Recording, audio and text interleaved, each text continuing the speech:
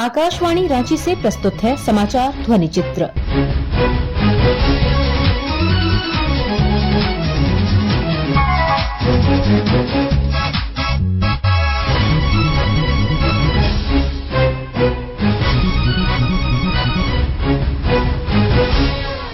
इस अंक में विधानसभा का मानसून सत्र, ऑनलाइन गेमिंग विधेयक और फाइलेरिया उन्मूलन अभियान। झारखंड विधानसभा का 4 दिवसीय पूरक मानसून सत्र कल से शुरू हो गया। 28 अगस्त तक चलने वाले सत्र के पहले दिन कल विधानसभा अध्यक्ष रविन्द्रनाथ महतो के आरंभिक संबोधन के बाद राज्य के वित्त मंत्री राधाकृष्ण किशोर ने चालू वित्त वर्ष के लिए अनुपूरक बजट पेश किया। माननीय सदस्यगण, तृतीय मानसून सत्र के रूप में 1 अगस्त 2025 से 7 अगस्त 2025 तक के लिए आहूत किया गया था, परंतु दिनांक 4 अगस्त 2025 को आदरणीय दिसंग गुरु शिबू सोरेन के निधन हो जाने के कारण सभा की कार्यवाही को अनिश्चित काल के लिए स्थगित की गई। झारखंड विधानसभा की प्रक्रिया तथा कार्य संचालन नियमावली के सुसंगत नियम के तहत सदन के नेता के प्रस्ताव के आलोक में दिनांक 22 अगस्त 2025 से 28 अगस्त 2025 तक के लिए तृतीय मानसून पूरक सत्र के रूप में पुनः आहूत किया गया है। तृतीय मानसून पूरक सत्र के लिए निर्धारित औपबंधिक कार्यक्रम के अनुरूप यह सत्र चलेगा।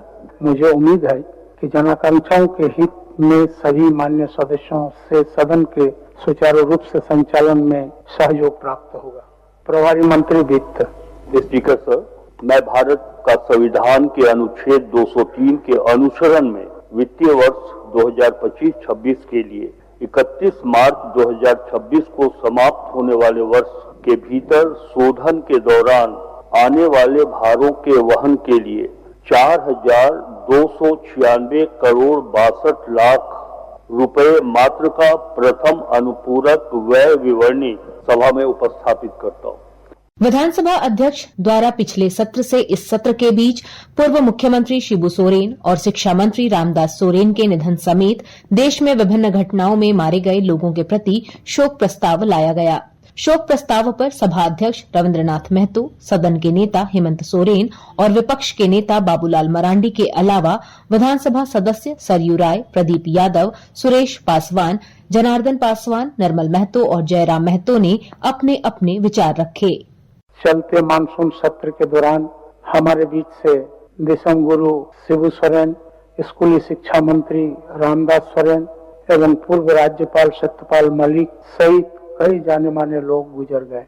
राज्य के पूर्व मुख्यमंत्री एवं झारखंड मुक्ति मोर्चा के संस्थापक आदरणीय शिबू सोरेन जी का निधन एक युग का अंत है, परंतु उनके साथ खड़ा हुआ महान जन आंदोलन, उस जन आंदोलन के विचार और उस जन आंदोलन से उपजा झारखंड बाबा के अमर होने का प्रमाण दे रहा है।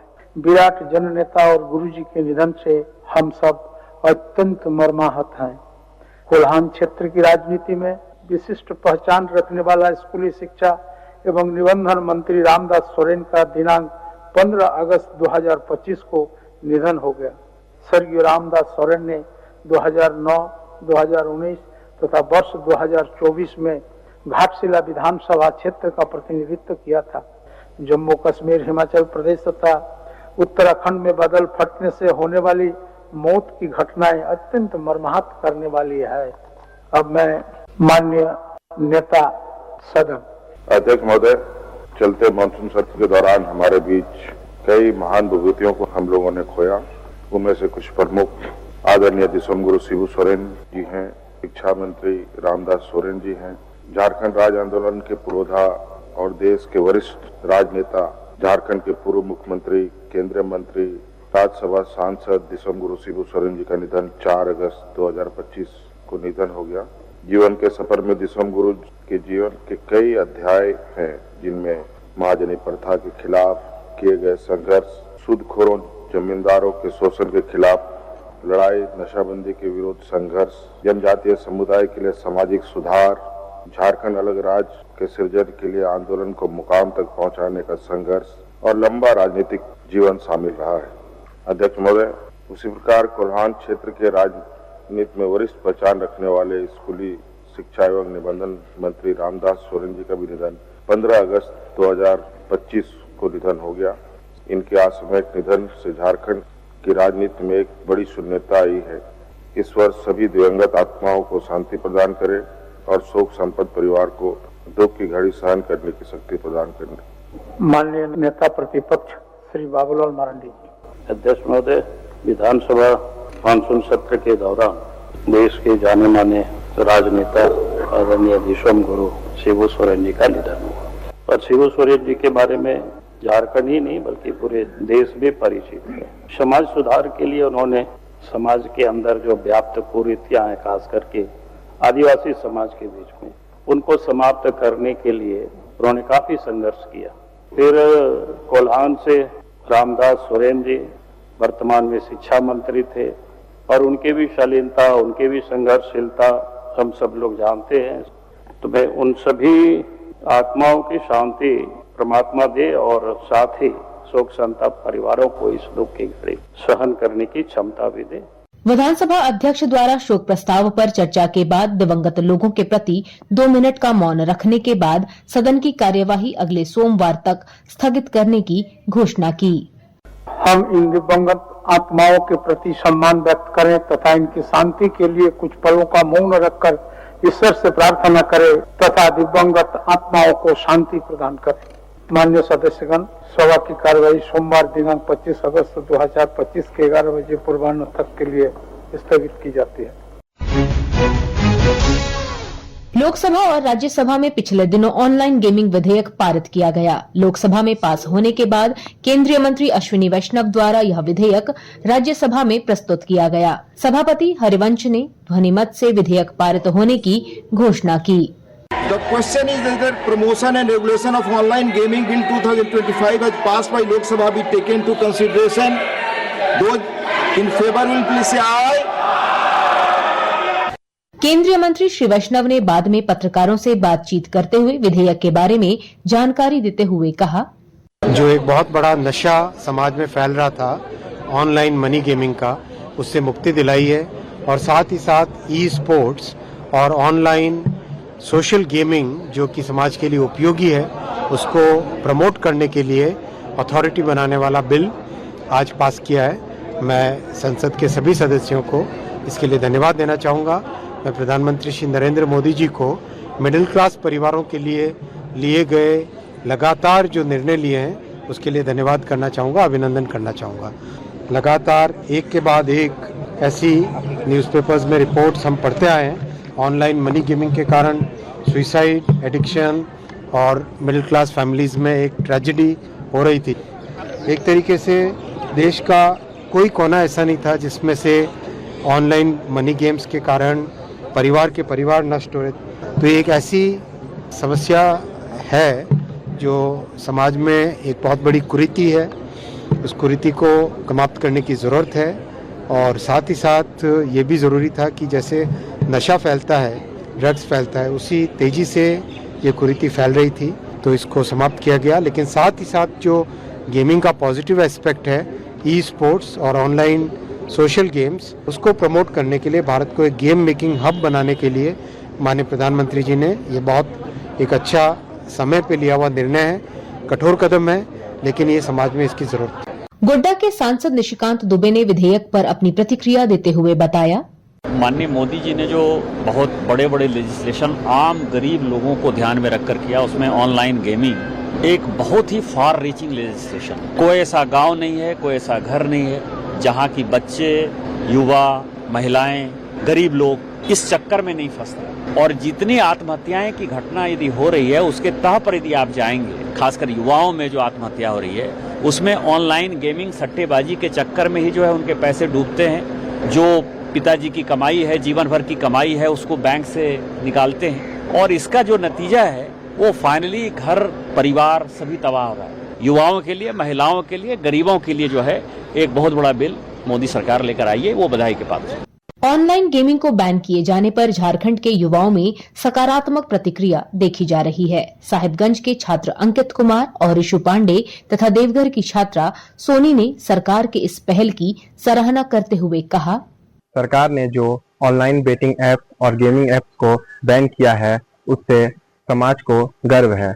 इस बैटिंग ऐप से और गेमिंग से, ऑनलाइन गेमिंग जो है उससे बहुत सारे घर उजड़े हैं और बर्बाद हो चुके हैं, जिससे ऑनलाइन गेमिंग से लोगों ने शॉर्टकट मेथड अपना लिया था पैसे कमाने के लिए। सरकार ने इस कदम को उठाकर बहुत अच्छा काम किया है। ऑनलाइन गेम को जो बैन किया है इसको बहुत अच्छा मानता हूँ। इसके वजह से बहुत सारे घर उजड़ गए, बर्बाद की तरह चल गए। छोटे छोटे बच्चे ऑनलाइन गेम की तरह बहुत ज्यादा खेलने लगे थे, जिसके वजह से ऑनलाइन फ्रॉड को बढ़ावा मिल रहा था। इसको और पहले सरकार कदम उठाना चाहिए और ठोस इस कदम को लेकर जाना चाहिए था सरकार को। केंद्र सरकार ने जो ऑनलाइन गेम पे प्रतिबंध लगाया है वो बहुत ही अच्छी पहल है। इसकी वजह से बहुत सारे बच्चे जो है वो मानसिक रूप से बीमार और बहुत सारे बच्चे जो हैं वो आत्महत्या कर लिए हैं। और मैं केंद्र सरकार से ये चाहती हूँ कि वो ऐसे कुछ खेलों का लाए अपने मैदान में कि बच्चे का शारीरिक विकास हो सके और उनकी मानसिक स्थिति ठीक हो। राज्यव्यापी फाइलेरिया उन्मूलन अभियान के तहत पिछले दिनों जामताड़ा से इसकी शुरुआत हुई। अभियान का उद्घाटन करने के बाद राज्य के स्वास्थ्य मंत्री डॉक्टर इरफान अंसारी ने अभियान के दौरान प्रत्येक व्यक्ति से निर्धारित खुराक लेने की अपील की। एमडीएम की शुरुआत, राज्यव्यापी शुरुआत हो रही है और ये कार्यक्रम सभी जिला में भी होगा आज के बाद। मंशा यही है कि कैसे हम फलेरिया से मुक्ति पाएं, राज्य को फलेरिया ग्रसित लोगों से कैसे हम निजात दिलाएं। इसलिए ऐसे ऐसे कार्यक्रम पे हम फोकस किए हैं, हम जोर दे रहे हैं। मेरा जो उद्देश्य है, मेरा जो लक्ष्य है, झारखंड हेल्दी झारखंड, स्वास्थ्य झारखंड, और उस दिशा में हम बढ़ रहे हैं, आगे बढ़ रहे हैं, बड़ी तेजी से आगे बढ़ रहे हैं। और 2029 तक हमें लगता है कि हम लोग फलेरिया में काबू पा लेंगे। फलेरिया जो है ये मच्छर के काटने से होता है और इसके उपाय हम लोगों को देखना है। मकसद है कि इस पर काबू पाना। हम चाहते हैं कि झारखंड में बेहतर से बेहतर हम सेवाएं दें। बड़े पैमाने पर हम बम्पर बहाली हम करने जा रहे हैं। हमारे बच्चों को हम नौकरी देंगे यहाँ। कार्यक्रम को संबोधित करते हुए अपर निदेशक सह राज्य कार्यक्रम पदाधिकारी डॉक्टर बीरेंद्र कुमार सिंह ने बताया, हमारा यह कार्यक्रम हर वर्ष इस जिले में 10 अगस्त से लेकर के 25 अगस्त तक चलाया जाता है। इसके दौरान हम 3 दवाओं का सेवन करने के लिए कहते हैं। एक दवा है DEC, दूसरी आइवरमेक्टिन, तीसरी अल्बेंडाजोल। इन 3 दवाओं को 2 वर्ष से कम उम्र के बच्चों को, गर्भवती महिलाओं को और गंभीर रूप से बीमार व्यक्तियों को नहीं दिया जाना है। दवा खाने के बाद यदि आपको कोई छोटी प्रतिक्रिया होती है तो यह एक शुभ संकेत है। सामान्यतः ये आपके शरीर में यदि परजीवी जिंदा है तो उसके मरने के उपरांत छोटे मोटे रिएक्शन होते हैं। इसके लिए हमने सहिया को भी छोटी मोटी दवाइयां दे रखी है ताकि इसका निवारण वहीं किया जा सके। हर जिले में रैपिड रिस्पांस टीम भी कार्यरत है किसी ढंग की आकस्मिक स्थिति के उत्पन्न होने पर। लोगों को इस प्रोग्राम के प्रति जागरूक करने के लिए हम सभी विभागों का समर्थन ले रहे हैं और हम लोग प्रयास करते हैं कि समाज के सभी वर्गों को इस कार्यक्रम के साथ जोड़ा जा सके।